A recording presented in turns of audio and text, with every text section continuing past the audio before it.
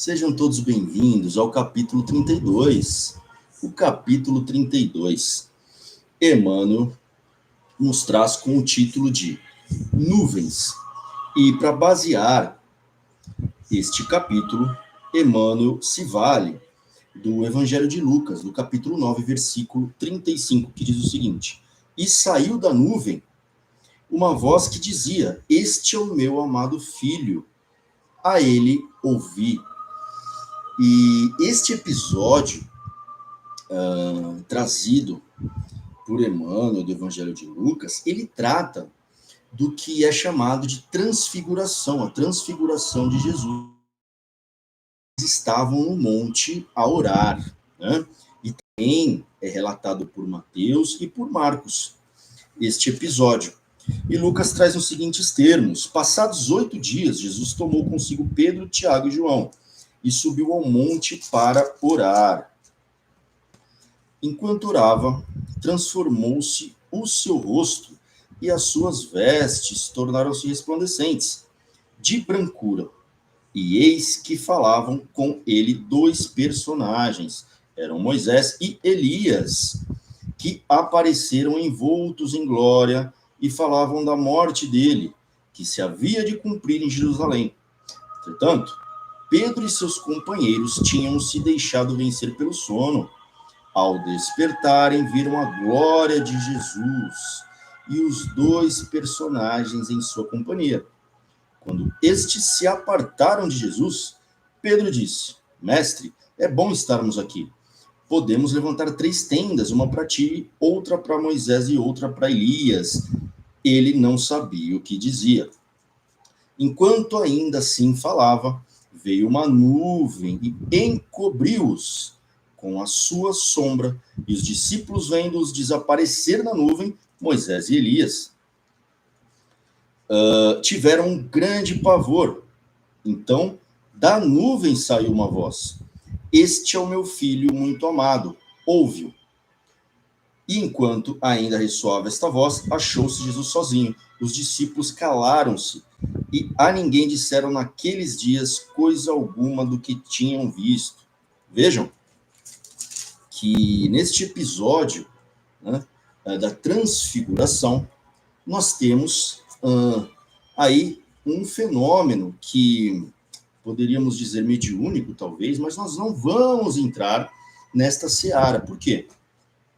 Porque não faz parte do nosso estudo, não faz parte do que Emmanuel nos trouxe. Poderia ser uma manifestação mediúnica, Moisés e Elias vindo ali ter com Jesus, né? E depois ascendido, né, aos céus, né, ao chamado terceiro céu. Enfim, nós não vamos entrar nessas questões, nós vamos nos ater principalmente no que diz respeito ao título que Emmanuel nos traz, que é nuvens. Ora, por que nuvens, né? Nesta passagem nós temos sim uma nuvem que, através de voz direta ou até mesmo de um simbolismo, né, de uma voz que vem de fora e que comunica com eles, né? Então, uma comunicação externa, né? Então, são vozes de suas próprias cabeças, digamos assim, tá certo? Então, é uma voz que vem. E simbolizado pela figura da nuvem, né? Então, uma nuvem que, ao passar, ela deixa alguma informação. Vamos avançar nas palavras de Emmanuel para que talvez nós possamos clarear mais o que Emmanuel quer nos dizer com isso, com este título Nuvens, com essas passagens. Ele não se atém no fenômeno da transfiguração, e sim no que seja a nuvem que se comunica com o homem, que nós vamos ver agora.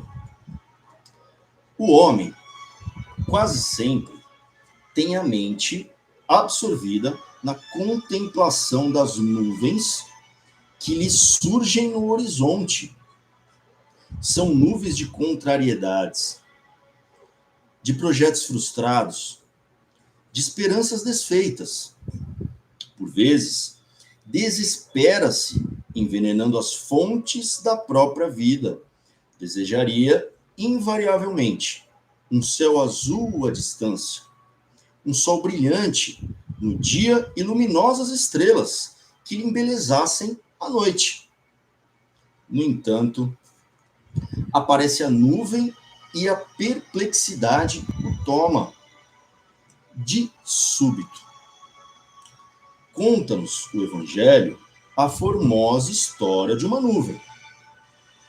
Encontravam-se os discípulos deslumbrados com a visão de Jesus transfigurado, tendo junto de si Moisés e Elias, aureolados de intensa luz. Eis, porém, que uma grande sombra comparece. Não mais distinguem o maravilhoso quadro. Todavia, do manto de névoa espessa, clama a voz poderosa da revelação divina. Este é o meu amado filho, a ele ouvi. Manifestava-se a palavra do céu, na sombra temporária. A existência terrestre, efetivamente, impõe angústias inquietantes e aflições amargosas. É conveniente, contudo, que as criaturas guardem serenidade e confiança nos momentos difíceis. As penas e os dissabores da luta planetária contêm esclarecimentos profundos, lições ocultas, apelos grandiosos. A voz sábia e amorosa de Deus fala sempre por meio deles. Vejam, o que Emmanuel nos traz? Ele nos traz que os seres humanos, nós desejamos, nós almejamos, né, um céu azul, um sol brilhante, estrelas que embelezassem a noite. E, no entanto, a nuvem aparece e a perplexidade nos toma de súbito. Ou seja, nós vimos na narrativa que quando a nuvem ela leva Moisés e Elias, os discípulos ficam atônitos. Então, eles sentem medo, de fato, porque é algo que eles desconhecem, ou algo que não fora programado, assim como nós, que planejamos os nossos projetos. Porém, há dentre nós, na nossa vida terrena ou terrestre, angústias, inquietações, aflições. E o que Emmanuel vem nos dizer é que para que nós guardemos a serenidade e a confiança nos momentos difíceis, né? E que ele diz também que a voz sábia e amorosa de Deus fala sempre por meio dessas nuvens, né? Então, muitas vezes, né, o que nós podemos observar, que Emmanuel traz de maneira que é muito própria, né, é que essas nuvens seriam algo que embaça o nosso projeto, o nosso pensamento, aquilo que nós almejamos para nós, mas que, ao mesmo tempo, são dois lados da mesma moeda, ou seja, não há somente dias de sol. Na nossa vida, nós temos que enfrentar, passar, vivenciar dias de chuva, dias nublados, né?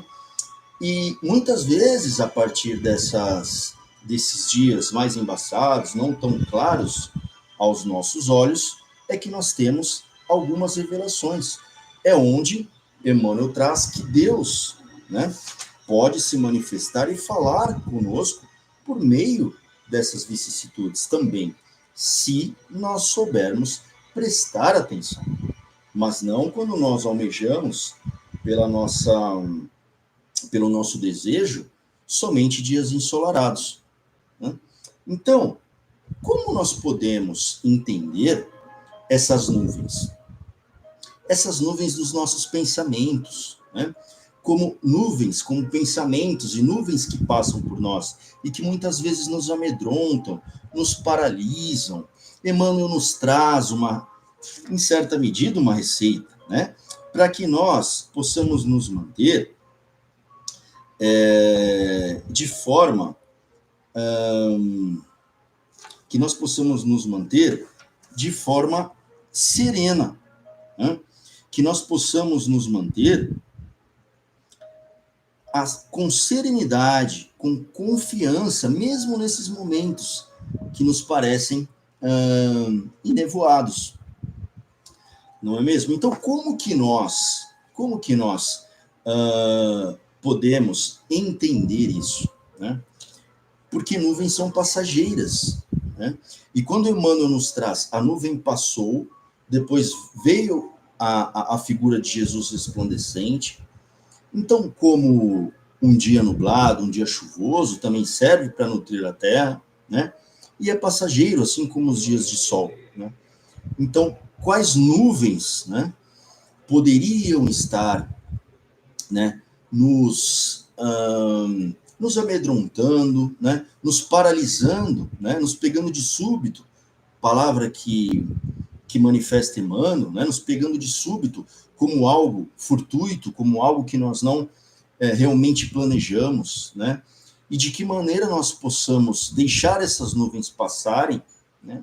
Essas nuvens passarem e nos mantermos confiantes, né? Como nós podemos fazer isso, né? Ora, se nós tomarmos, né, essas nuvens e se nós tomarmos esses pensamentos como nuvens, nós podemos entender que ao longo do nosso dia, ao longo da nossa vida, quantos e quantos pensamentos passam por nossas cabeças, né? Passam pela nossa mente como nuvens passageiras. Neste caso, a voz de Deus. Vejam, mas quantas vezes, quantos pensamentos passam por nós e que não são pensamentos edificantes, né? Por muitas e muitas vezes, nós temos pensamentos que não nos levam para o nosso melhor e nós atribuímos isso a nós mesmos, né? Agora, se nós observarmos com mais cuidado o que sejam os nossos pensamentos, como os discípulos ficaram amedrontados, né? E depois a própria palavra narra, eles não sabiam o que estavam dizendo, né? Diante de uma nuvem que passou, quantas nuvens passam por nós e nós paralisamos, né? Então, os pensamentos como nuvens, se nós tomarmos essas nuvens, os pensamentos, nessa analogia, né? Que nuvens estão passando por nós, né? Então, muitas vezes, quando nós deixamos a nossa mente livre, né, nem sempre nós observamos os melhores pensamentos. Nós podemos observar isso, tá certo? E quando isso acontece, é muito fácil nós embarcarmos nisso, né? A lei da entropia. Então, se nós deixarmos solto o nosso pensamento, muitas vezes o nosso pensamento não vai para aquilo que nos edifica. Por quê? Porque nós nos alimentamos com pensamentos que estão aí. Ah, por que eu estou falando que nós nos alimentamos com pensamentos que estão aí? Porque efetivamente muitos pensamentos não decorrem de nós mesmos. Nós alimentamos a nossa mente, muitas vezes, com o que nós vemos, né? Com o que nós ouvimos. Isso tudo ressoa dentro de nós, como nuvens, mas nós achamos que nós somos, de fato, o que nós pensamos. Ora, se nós atentarmos se nós serenarmos a nossa mente e apenas observarmos os pensamentos que nos passam como nuvens, nós poderemos deduzir que, de fato, os pensamentos passam por nós. E não somos os pensamentos. Ora, se eu consigo analisar o que eu estou pensando, então eu não sou aquele pensamento, eu sou aquele que pensa, aquele que captou aquele pensamento. É a partir daí que muitas filosofias e muitas linhagens ensinam e propagam, né, o aprendizado, a prática da meditação nesse sentido, de observar inicialmente os pensamentos. Nós não vamos aqui entrar, não é uma aula de meditação, mas isto existe como aprendizado e caminho para a meditação no início do aprendizado, para que nós tenhamos a consciência de que os pensamentos estão aí, eles nos chegam, mas nós não necessariamente precisamos nos identificar com um pensamento específico. Ora, se os pensamentos passam por mim, e aí vamos fazer uma analogia. Imaginem que você é uma montanha e que os pensamentos são como as nuvens, como mesmo trouxe Emmanuel para nós. Então eu vou utilizar desta figura de linguagem. Imagine que você é uma montanha e que os pensamentos passam por você como nuvens.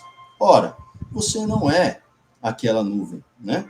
Você é a montanha e você escolhe aonde você vai fixar a sua atenção. E de qualquer forma, os pensamentos passarão. Ora, isto também indica que nós podemos sintonizar o pensamento que nós queremos. Sim, nós podemos sintonizar os pensamentos, as frequências que passam por nós. Se aquilo ficará, se aquilo não ficará. Nós temos este poder. Então, esta é a diferença, né, de nós nos entregarmos a um pensamento muitas vezes destrutivo ou que não vai nos edificar de nenhuma forma, e dos pensamentos que vão nos levar adiante, nos nutrir, nos fazer caminhar, alçar voos maiores. Isso é de responsabilidade nossa. E isso, porque é muito difícil? Porque muitas pessoas pensam que é muito difícil ter um pensamento positivo, é muito difícil, porque passam muitas vezes pensamentos que a pessoa denota como pensamento negativo. Mas por que isso é difícil? Porque isso não é treinado. Vejam, quando nós vamos iniciar uma prática, qualquer ela que seja a prática, nós temos que nos aperfeiçoar. Né? Então, se eu começo a fazer uma atividade física, se eu nunca pratiquei nenhuma atividade física, começo a correr, por exemplo, eu vou me cansar muito rápido, mas na medida que eu vou me adaptando àquele esforço, e eu me coloco, né, eu foco e direciono a minha energia para aquilo, aos poucos eu começo a percorrer maiores distâncias, porque meu corpo foi se adaptando. Isso se chama treinamento.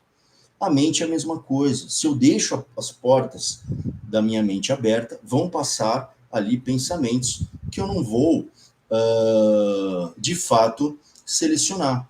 Mas a partir do momento que eu tomo posse dos meus pensamentos e da minha mente, né, em primeiro lugar, porque os pensamentos eu não tomo posse, eu os utilizo, né, e eu observo, né, que há algo que pensa, então eu não me identifico com aquele pensamento, eu posso escolher o pensamento que eu vou nutrir. É uma questão de escolha e é uma questão de treino. Eu decido, este pensamento eu não quero, mas ele recorre, eu não quero. E eu vou treinar isto, né? E eu vou treinar isto até que esta nuvem se passe. E eu não retenho. É uma escolha reter algo ou deixar passar. Tá certo? Então, quanto mais, né, nós nos nutrimos ou nós dizemos, olha, eu não consigo ter um pensamento positivo, eu não consigo, sempre recorre àquele velho pensamento. O que é isso? Isto é, de fato, uma lassidão, né? A gente tem uma, vamos dizer assim, uma falta de treinamento mental, né? E a partir deste treinamento, da observação, muitas vezes de uma prática meditativa que nos ajuda também neste caminho, né? Ou filosófica, ou exercícios mentais que podem nos ajudar nesse sentido. Porque isso é uma herança humana. Nossa, mas como uma herança humana, Marcos? Como que você diz que isso é uma herança humana? Óbvio, se não fosse assim, nós sempre pensaríamos coisas boas, a humanidade estaria num grau muito mais elevado, moralmente falando, tecnologicamente falando, e nós estaríamos num mundo ditoso, num mundo muito melhor do que nós vemos hoje com esta aflição de muitos de nossos irmãos, né?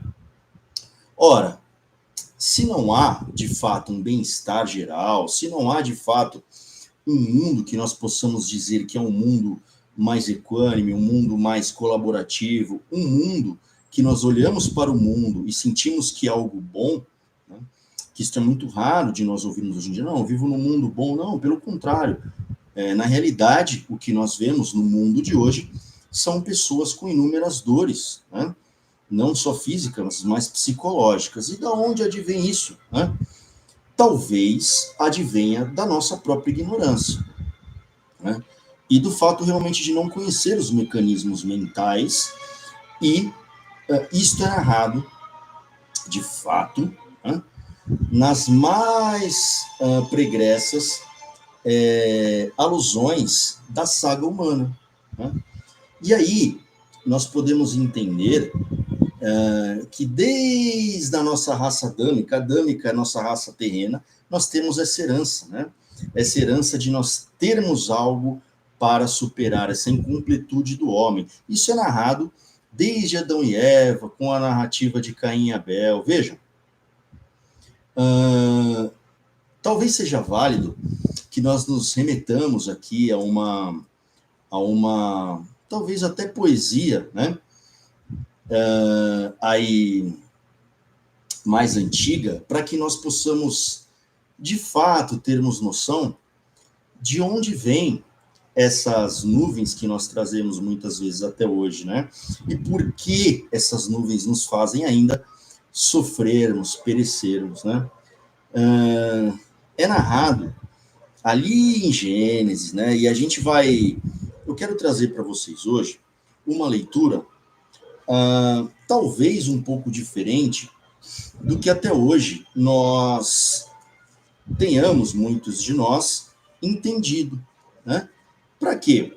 Para que nós possamos, então, também observarmos a maneira de ler um texto, né? A maneira de ler um texto talvez seja tão importante quanto a sua história, né?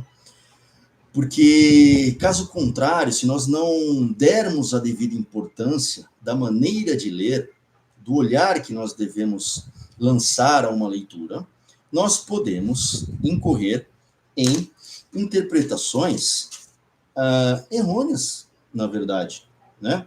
E propagarmos essas visões como se fossem verdades absolutas, tá certo?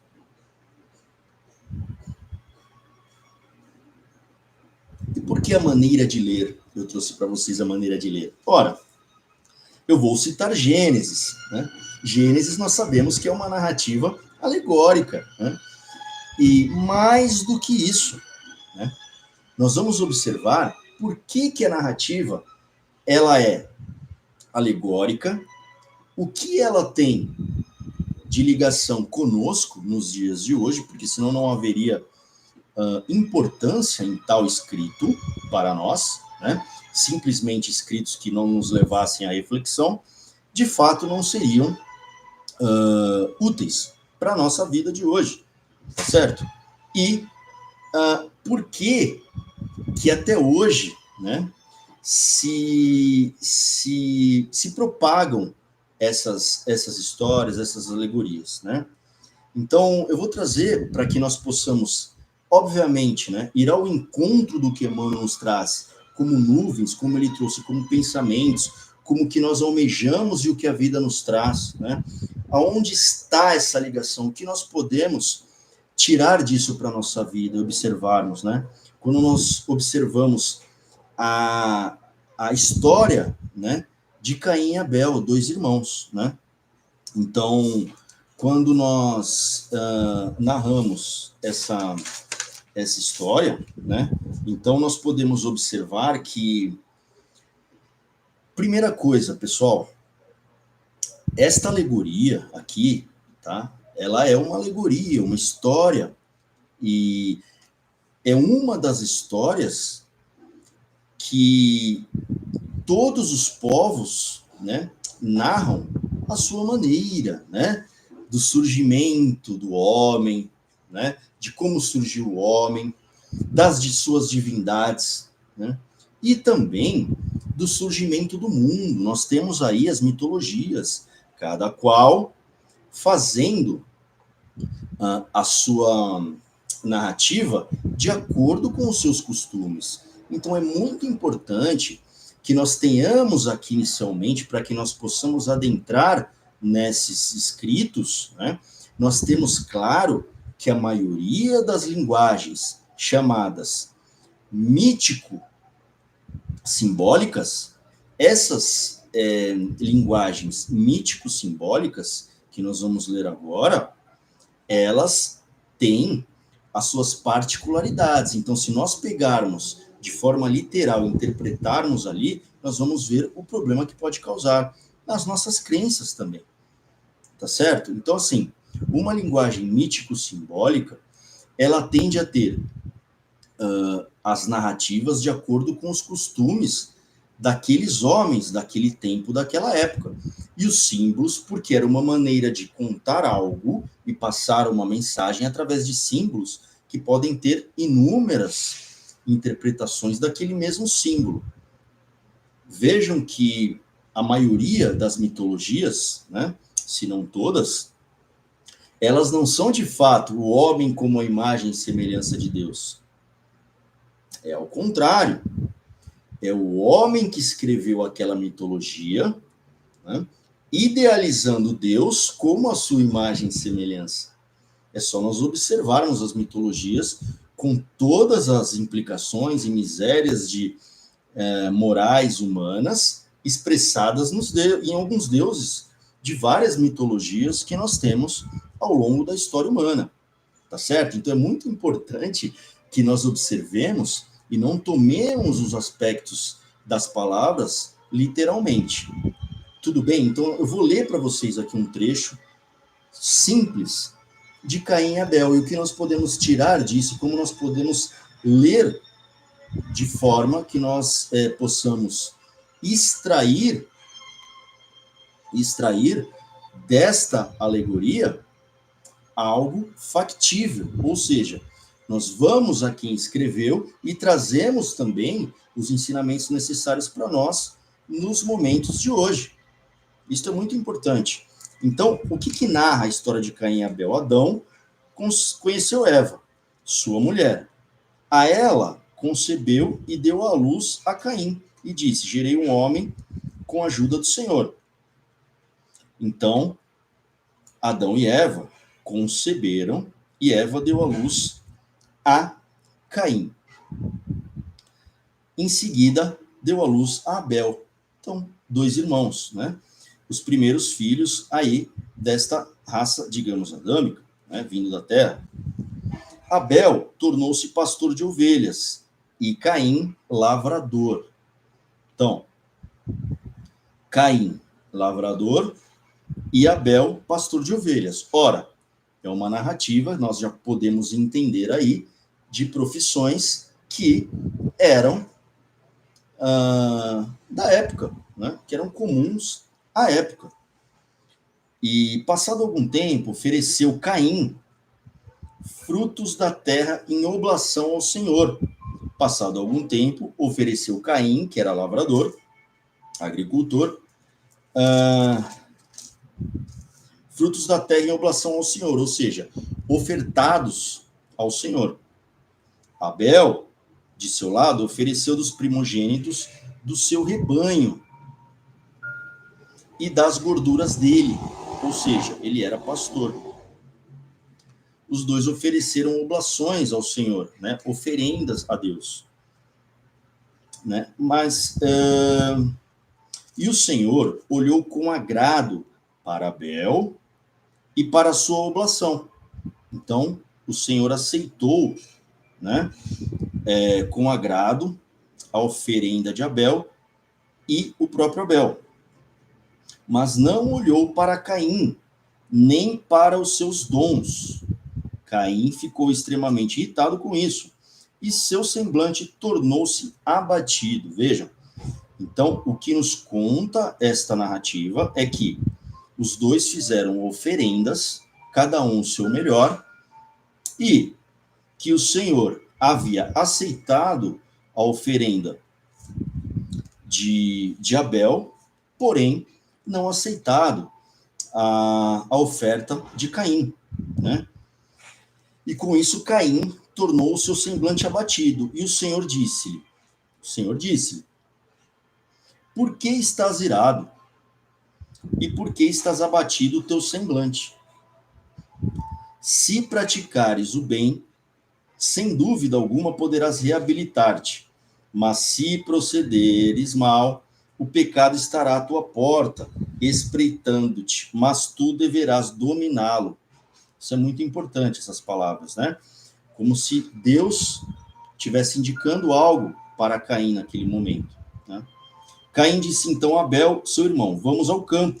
Logo que chegaram ao campo, Caim atirou-se sobre seu irmão e o matou. Vejam, olha essa narrativa, né? Então, aí segue, né? Onde está seu irmão, né? O Senhor perguntou, e Caim, havendo procedendo desse jeito, ele respondeu, não sei, sou porventura o guarda de meu irmão. O Senhor disse-lhe, que fizeste? Eis que a voz de sangue do teu irmão clama por ti desde a terra. De hora em diante serás maldito, expulso da terra, tal, e segue. E Caim foi marcado, né? Ninguém poderia o matar, né? Porque se alguém o matasse, seria punido 7 vezes 7, enfim. E Caim se retirou da presença do Senhor, foi habitar a região de Nod, no oriente do Éden, e aí vem a descendência de Caim, né? A descendência de Caim, e aí vem contando, né? Toda a descendência de Caim. Mas, se nós observarmos aqui, né, com cuidado, né, o que nos conta esta alegoria, ela nos conta o seguinte, que nós temos aí um agricultor e um pastor, profissões da época, né? E aí nós temos que fazer a devida análise, né, histórica, para que nós possamos entender da onde veio este conto, da onde veio este poema, digamos assim. Ele vem,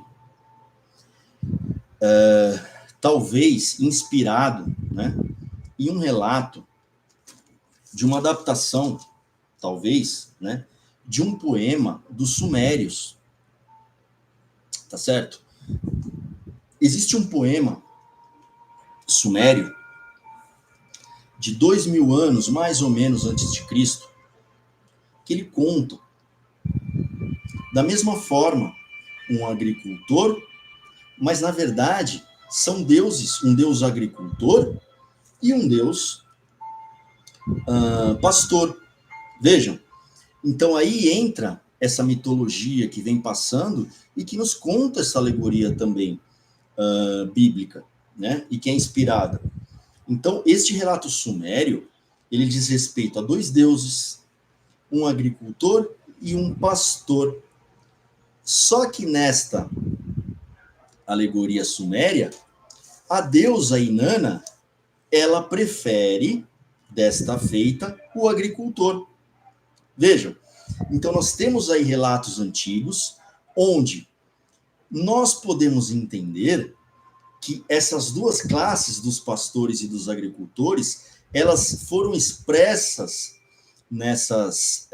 com essa linguagem mítico-simbólica, para dizer que havia uma rivalidade, havia algo que, entre os cultivadores da terra, que seriam sedentários, aqueles que com menos mobilidade, onde está a terra eles tinham que cultivar, e dos pastores, que eram tidos como nômades, obviamente, para levar o seu rebanho e cuidar do seu rebanho onde tinha os proveitos, que eles poderiam aproveitar. Então, nós podemos imaginar que havia alguma coisa entre essas duas espécies de trabalho, né, de labor, né, onde, ora, em uma narrativa, o Deus privilegiaria um, ora, na outra narrativa, os deuses, né, as divindades, privilegiariam outra prática. Então, por isso que nós precisamos ter muito cuidado quando nós lemos algo, para não tomarmos isso, dependendo da linguagem que foi abordada naquele escrito, de maneira literal.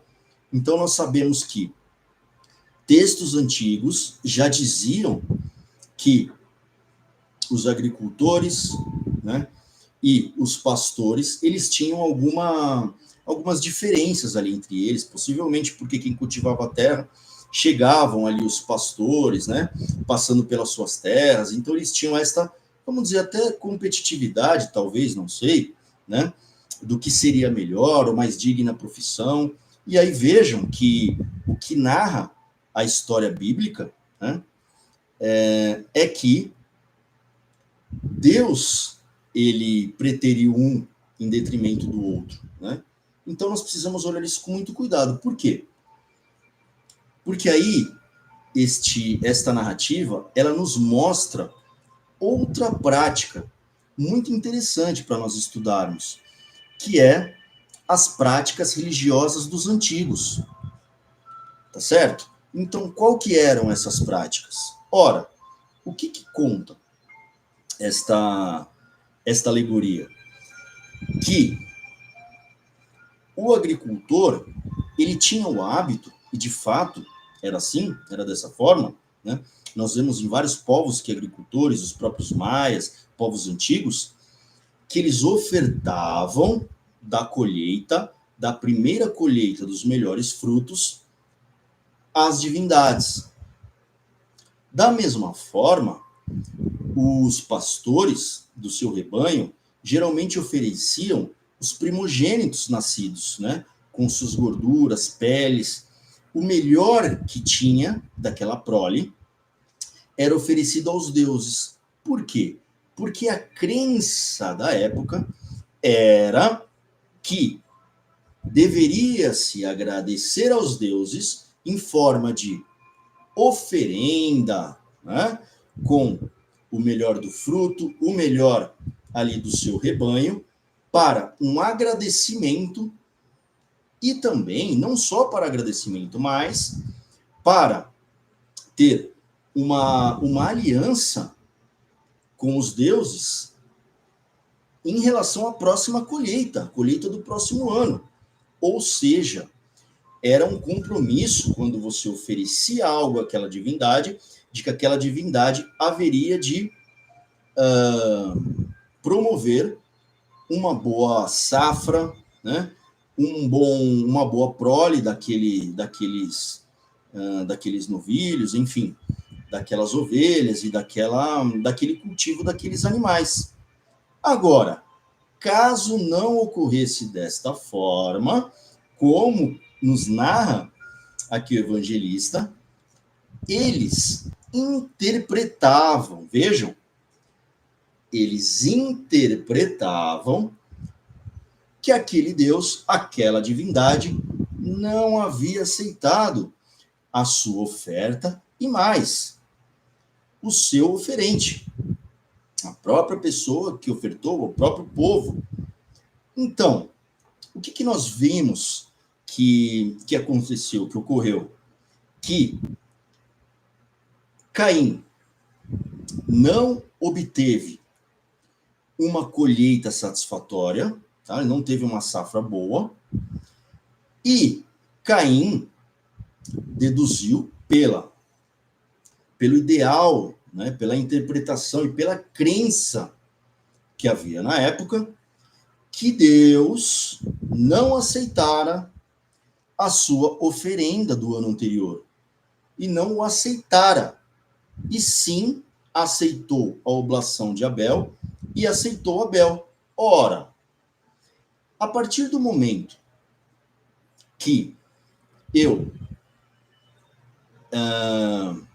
excluo qualquer tipo de intempérie, de escassez, por exemplo, fluvial, de chuva, né, de alguma praga, de ladrões, ou seja, de alguma intempérie atmosférica, de fato, que possa ter havido, e atribuo isso a Deus, o que eu estou atribuindo a essa divindade? Eu estou atribuindo a essa divindade uma divindade injusta, em certa medida, talvez, ou temperamental. Eu escolho por algum motivo A e não escolho B. Então, isso advém de Deus ou advém da interpretação do homem do que seja Deus? Hein? Então, vejam, quando eu atribuo a essa escolha a Deus, olha, eu não tive uma colheita satisfatória, então Deus é mau para mim. Por quê? Porque ele escolheu outrem e não me escolheu. Aí, esta revolta, que eu atribuo uma revolta legítima, e aí o que vem à tona? Todas as mazelas morais humanas, a inveja, né? O egoísmo, toda a miséria moral humana, eu disfarço isso de uma forma que eu atribuo a Deus essa injustiça, ou seja, Deus é injusto, Deus é punitivo, Deus é temperamental, onde eu preciso ficar adulando esta divindade a todo momento, e se ele não, porventura, por qualquer motivo divino, talvez não se agrade com a minha oferenda, eu, como mero mortal, eu terei o sofrimento, porque Deus também pune, Deus é temperamental, e Deus, ele é um juiz implacável, ou seja, a partir desse sentimento, emerge, né, do homem, né, como até hoje, todos esses sentimentos. Então, ocorre nessa narrativa um crime, onde Caim, de fato, mata Abel, né, em nome da injustiça divina. Então, ele atribui isso. Olha, eu não entendo, né, por que eu fui preterido, mas eu posso até pecar, mas diante da injustiça de Deus, eu até teria uma explicação plausível, né? Talvez condenável, mas uma explicação ali. Isso por quê? Pela ignorância de repente, não tentar entender qual o motivo daquela safra não ter sido satisfatória. Então, não atribui isso a mim, ou à natureza, ou à observância do cultivo perfeito, mas simplesmente a um pacto religioso que não foi firmado. Vejam, isto é trazido, né, através desta alegoria. E é por isso que eu trago, que nós trazemos esta maneira de ler, até trazendo estes registros históricos, né, de narrativas inspiradas nos sumérios, que aqui nós podemos trazer, porque era uma prática muito comum também, é válido ressaltar, né, os sábios, né, de Israel, quando eles queriam passar uma lição, uma ideia, né, de algo, né, eles usavam esta forma de mensagem, né, mítico-simbólica, tá certo? Então, desta forma, eles conseguiam passar isso para as pessoas, né, em formas de histórias, né, e isto muitos povos fizeram, para passar as suas tradições, para balizar comportamentos aceitáveis, né, de certa maneira, naquele período em que essa sociedade viveu, né? Então, é muito interessante nós podemos observar isso. Por quê?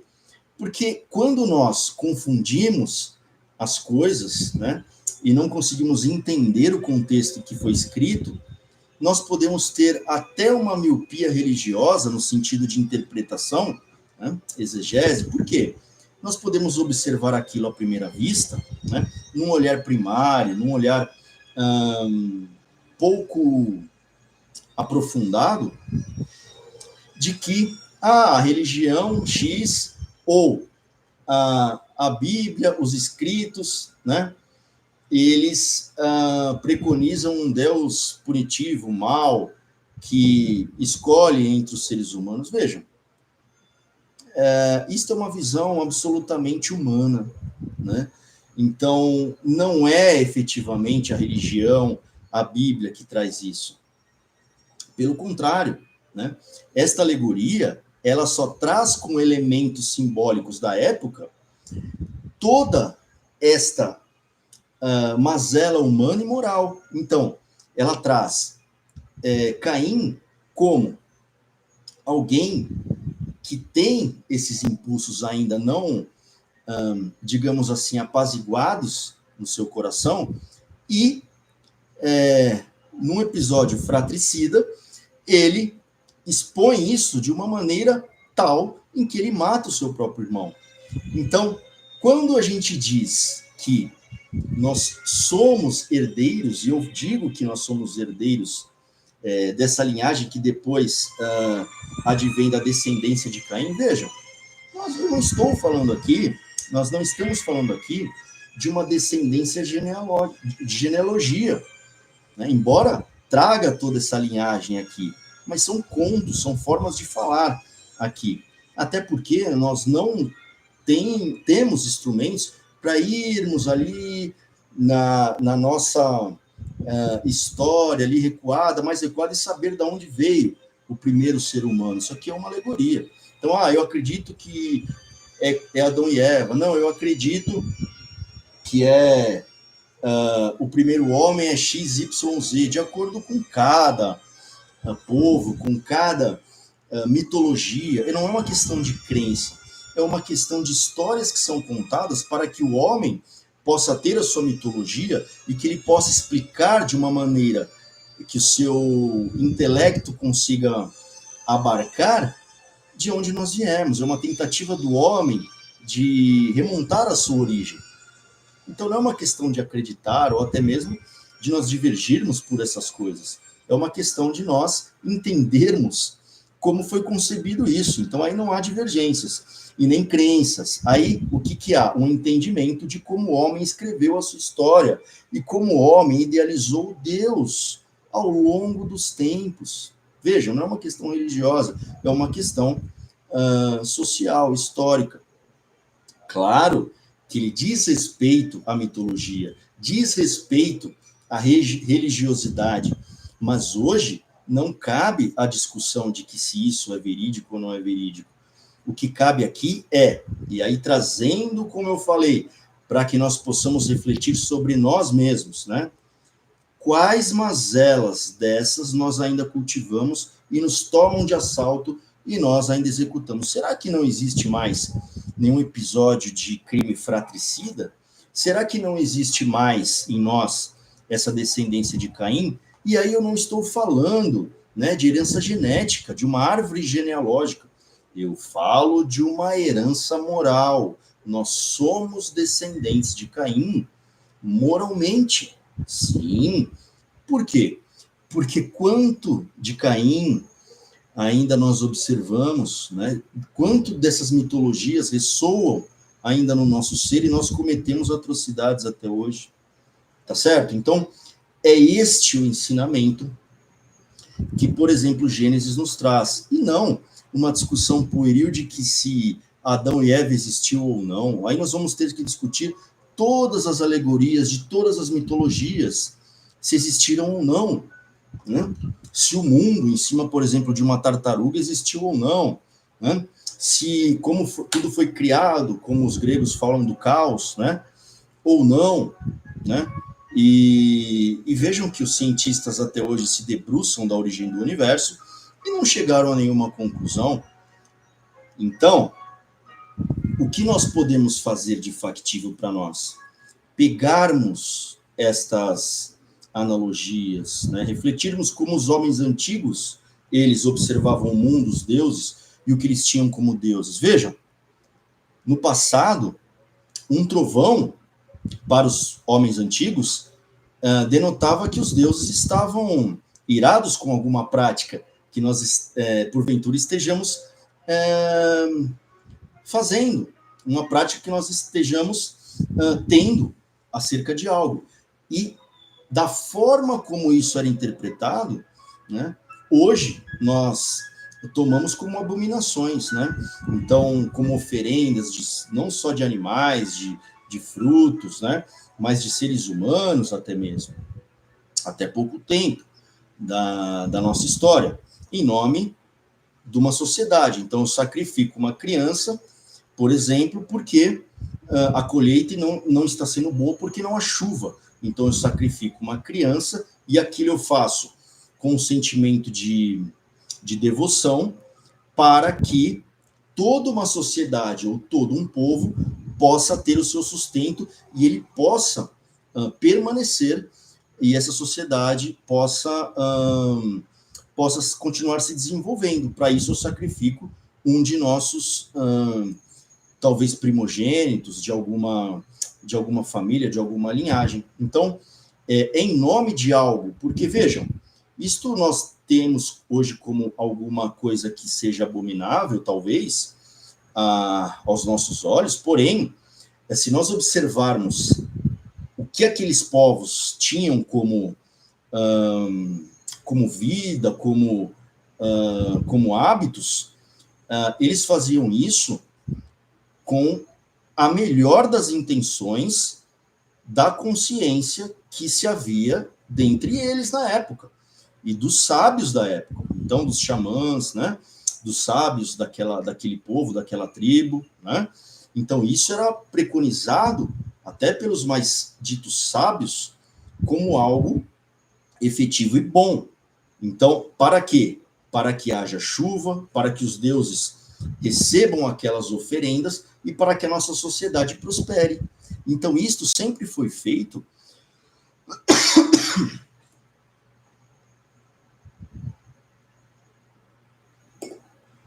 no sentido, mesmo que errante, né? Porque a gente vai progredindo a passos lentos, né? Então, para que nós possamos ter uma vida melhor. Então, é muito interessante nós nos afastarmos de sentimentos talvez dogmáticos, religiosos, né? Ou muitas vezes de sentimentos que ressoam em nós mesmos, de culpa, de raiva, de ira. Muitas vezes, quem lê uma passagem dessa à primeira mão pode ficar com raiva de Caim, pode até mesmo questionar a bondade de Deus. Ora, não se trata de Deus, se trata da interpretação. O que nós estamos vendo é que se trata da interpretação que o homem faz de Deus ou do que Deus seja. E nós possivelmente sempre ou estivemos muito longe realmente dos desígnios, né, verdadeiros de Deus. Então essa nossa busca, né, esse nosso anseio, não só pela sobrevivência, para desvendar os mistérios, né, que há, como nós concebemos as divindades, a nossa religiosidade, né, isso tudo vem sendo colocado à prova através da elevação, né, ou do progresso da nossa inteligência e pela capacidade que nós temos de discernir hoje um texto desse, de até filosofar no sentido de inquirirmos, questionarmos, né, o que das coisas, né, o âmago das coisas. Esta é a proposta que eu trago aqui também juntamente com Emmanuel, com as escrituras, para podermos, de fato, peneirarmos, né, depurarmos na medida do que nós conseguimos depurar, tá certo? Do que traz estes escritos tidos como sagrados. Tudo bem? Então, eu encerro assim este encontro nosso e nós nos encontramos, então, no próximo capítulo. Será o capítulo 33.